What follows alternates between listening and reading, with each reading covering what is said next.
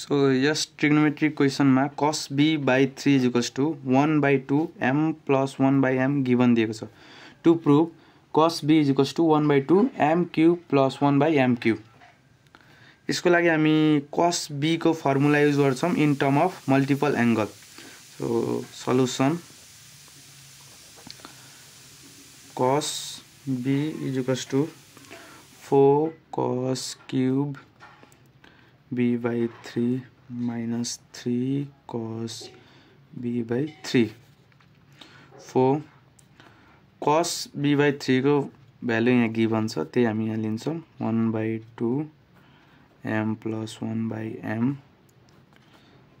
whole cube minus 3 अघिकै value लिन्छौं 1 by 2 m plus 1 by m.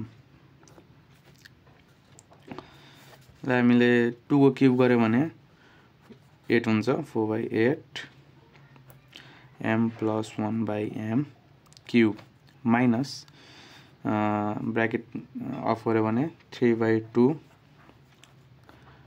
m plus 1 by m 1 by 2 4 by 8 भनेको 1 by 2 हुन्छ. Sorry m whole cube रहेछ. यसलाई हामीले फर्मुलामा खोल्यो भने m cube plus 1 by m cube plus 3 m plus 1 by m. यो चाहिँ a plus b whole cube को फर्मुला हो. a cube plus b cube plus 3 under bracket bracket 1 a plus b. त्यस्तै minus 3 by 2 m plus 1 by m.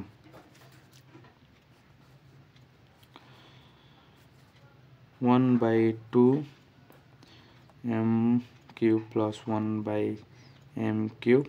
हामीलाई 1 by 2 m cube plus 1 by m cube prove गर्न छ. So यसलाई हामीले छुट्टै ब्र्याकेटमा लिन्छौं plus यो 1 by 2 ले यो ब्र्याकेट क्लोज भएपछि यसलाई पनि मल्टिप्लाई हुन्छ 3 by 2 m plus 1 by m minus 3 by 2 m plus 1 by m.